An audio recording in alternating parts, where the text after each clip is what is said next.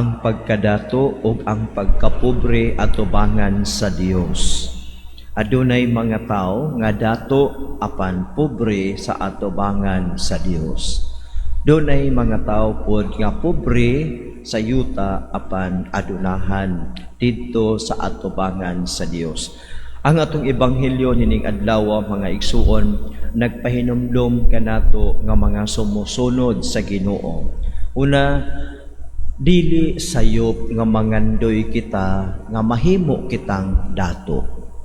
Dili sayop nga kita maningkamot manarbaho. Dili sayop nga ikaw magtigom-tigom sa imong sweldo alang sa umaabot nga panginahanglan. So, klarohon na to nga dili na sayop. Hinuon gikinahanglan ka na tungod kay aduna kay future needs o gikinahanglan ang pagplano aron nga ang imong sweldo, ang imong bahandi makaabot sa mga adlaw sa imong panginahanglan. Apan unsa man ang sala nining atong sambingay nga giisgutan kanang gitawag nga kahakog. Adunay mga tawo nga hakog sa bahandi. Kung ang usa ka tawo hakog sa bahandi, gipahinumduman kita karon sa Ginoo. Maingon siya nga ang tinuod nga kinabuhi sa tawo wala diha sa mga butang nga iyang gihuptan bisan unsa pa siya kadato. So pasabot ka nato nga kining atong mga gipangtigom sa kalibutan mapuslanon man ni siya apan kun ang atong kasing-kasing ug ang atong huna-huna nahigot sa mga material nga mga butang sa kalibutan ug nahikalimtan nato ang Dios, kining mga butanga dili maghatag kanato og kinabuhing walay katapusan. Dili mapalit sa atong kwarta ang kinabuhing walay katapusan. Dili mapalit sa atong kabtangan, sa atong yuta, dili mapalit sa bilis sa atong balay ang langit. So mo nagipahinumdum nato nga samtang mingon kita dili sayop nga maningkamot ka apan ang sala kung ikaw mahimo ng hangol. One of the 7 capital sins is greed. Sa Bisaya, hangol. Now, unsa man di ay ang tao? Ang tao nga hangol, ingon ani, ang iyang makita, iyang kaugalingon lamang. Ang tao nga hangol, hakog, ang iya ragayod nga kaugalingon ang iyang makitaan. Ang iyang need, busa maningkamot siya alang sa iyang needs. Apan dili niya makita nga diha pod sa iyang gipuy ang pamilya o katilingban ang mga tao nga nagpalibot kaniya aduna poy mga needs sama kaniya apan buta siya sa mga needs sa ubang tao, hangol nga tao. Sunod, ang hangol nga tao tungod kay ang iyang kaugalingon mao'y nakita niya dili siya makaamgo nga ang uban niyang mga buhat nakatamak sa ubang tiil sa ubang tao. Ang iyang mga actions nakapasakit o nakapanlupig sa ubang tao. Di pananglitan tungod kay ang iyang gitan-aw nga mudako ang iyang gains.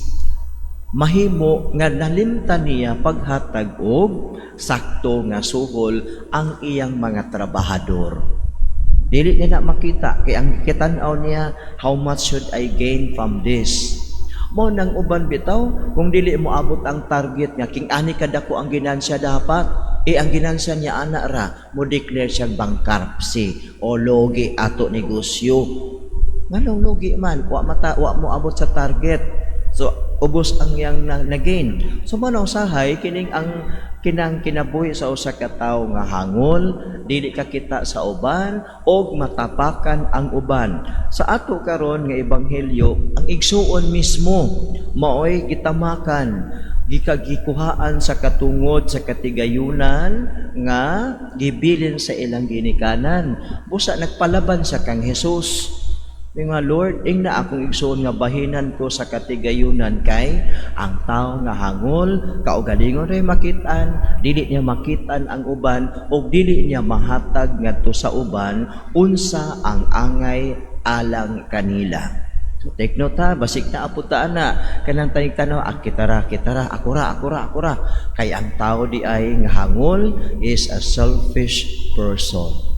Kunya, kung ikaw ang imong kuan naargyo si mong bahandi, ang imong focus kaugalingon o bahandi, at the end, o sa gingon sa Ginoo sa atong ebanghelyo, miingon ang Dios kaniya, buang karong at karong gabhion na mamatay ka. Kanuman kanang buang, buti pasabot nga kining tawhana wala nay Dios sa iyang kinabuhi. Kining tawhana ang iyang gipakadios mao ang iyang bahandi, ang iyang gipakadios mao na ang iyang mga kabtangan, og siya prinsipe sa kabtangan mao nga siya ra gyud ang makita niya. Now, mga igsuon, unsa may angay natong buhaton aron kita makalikay kay ingon pa sa Ginoo, pagbantay kamo, o kung makabantay mo, unsa ingon sa Ginoo, likayin ninyo ang bisan unsang kahakog.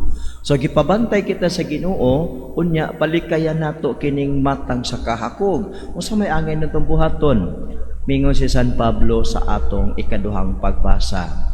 Miingon siya, busa patyan ninyo ang mga kaibog nga kalibutanon nga anaa kaninyo. Patya. Sama ini, pagpakighilawas, kalawayan, kaulag, daotang kailibgon, kahakog, kay ang kahakog usa ka paagi sa pagsimba og Dios. So mga igsoon atong tatong hinumduman nga ang kahakog usa ka pagsimba og Dios. Ngano man kay kun ang tao hangol, ang iyang kaugalingon mauna ang nahimong Dios. Ang iyang kabtangan mauna ang nahimong powerful God. Busa ang tao nga hangol nawad-an sa iyang kaugalingon sa Dios. Apan kita gipahinumduman nga dili nato ibutang ang atong pagsalig diha sa mga butang nga atong napundar, kundili sa tinubdan sa tanang butang nga atong naangkon. Kinsa man ang tinubdan, walay lain ang Dios.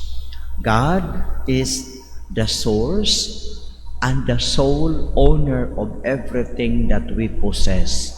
Kanang atong nakuptan karon, kana gipahulam ra na sa ato, mao na nga we are not the owner of all these things. Gipahulam ra na, mao na nga ingon pa sa unang pagbasa, kaawang kining tanan kay inig kamatay nato ang atong mga bahandi, ato ra gyud ibilin. Unya di na ta kahibaw og unsay nahitabo, kaya kung naa kay mga anak daghang kag bahandi, manggiaway ang mga anak. Kung wa pud kay anak, wa kay manununod ang imong mga paryente, mag-inilugay po og unsay maila. You cause chaos sa imong kaugalingong pamilya. Busa asa nato ibutang ang atong pagsalig, salig sa Dios. So, ang tao nga hangol kaugalingon na makitaan, dili mahatag ngadto sa uban what is due. Ang tao nga iya sa Ginoo, nagtuo sa Ginoo, una mosalig sa Ginoo ang tinubdan sa tanan nga mga butang. Pangitaon ang katarungan sa Ginoo, pangitaon ang iyang gingharian. Kasi promise ni Lord, Matthew chapter 6 verse 33, seek ye first the kingdom of God and His righteousness. Say sumpay, and all these things shall be added unto you. Og ang tanan igadugang kanimo. So, ang nagtuos Ginoo, salig sa Ginoo, niya pangitaon ang iyang kabubuton, puy-an ang iyang kabubuton, kay ang musalig sa Ginoo, ang atong mga panginahanglan, iyang ihatag kanato. Dili man siguro kita mga dato tanan, pero wa man po siguro ka mapas mo. Kisa man sa inyong dagway ang napas mo, kay wa gyud makakaon sa usa ka adlaw. Ang kanang inyong limurok pa man ang inyong mga aping. So daghan pa gyud mo gikaon. Mao na nga salig sa Ginoo. Unya ikaduha, kung naa kay bahandi, ang imong bahandi imong hinumduman nga gi-bless ka ni Lord, ang tanang blessing nga gihatag sa Ginoo kanimo dili imuha tanan. Na ay portion para kang God. Pila ang para kang God? Ikanapulo nga bahin. Unya, dili tanan nga naa nimo para ra na sa imo, kundili adunay porsyon ni ana alang sa mga kabus. Ingon ang Ginoo, panghatag kamo, o say promise ni Lord, og kamo hatagan.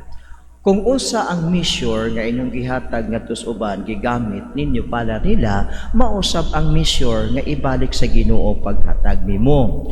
Mingon si Lord Lucas chapter 6 verse 38. Kung unsay imong gihatag, ibalik sa Ginoo, dili sakto. Nganong di man sakto? Dili kulang, nganong di man kuwang. Usa may gingon sa Ginoo, ibabalik sa iyo ni Lord, siksik, liglig at umaapaw. Lucas chapter 6 verse 38. Now kung ingon niini, kung ikaw hangol ka, dapat hangol ka sa bahandi nga langit nun. Mobitang ingon ng atong pagbasa nga, huna-hunaan ninyo, second reading, huna-hunaan ninyo ang mga butang nga langit nun. Kung mahimo magani kitang hangol mga igsuon, hangol sa bahandi, bahandi nga langit nun. Dili bahandi nga kalibutanon. Kaya ang bahandi nga kalibutanon, ibilin naman na nato dinhi inig kamatay nato. Ang bahandi nga langit nun, kubrahon nato tanan. Inig abot na nato dito sa puloy-anan nga langit nun. Busa ang atong bahandi sa kalibutan, atong gamiton para mahimo kitang mayaman sa gingharian sa langit. O sa ingon sa Ginoo, pagtigom kamo og bahandi dito sa langit nga walay kawatan, walay anay nga makakutkot niini unsaon man ang blessing ni Lord nga imong nadawat. Take a portion of that and share it to others.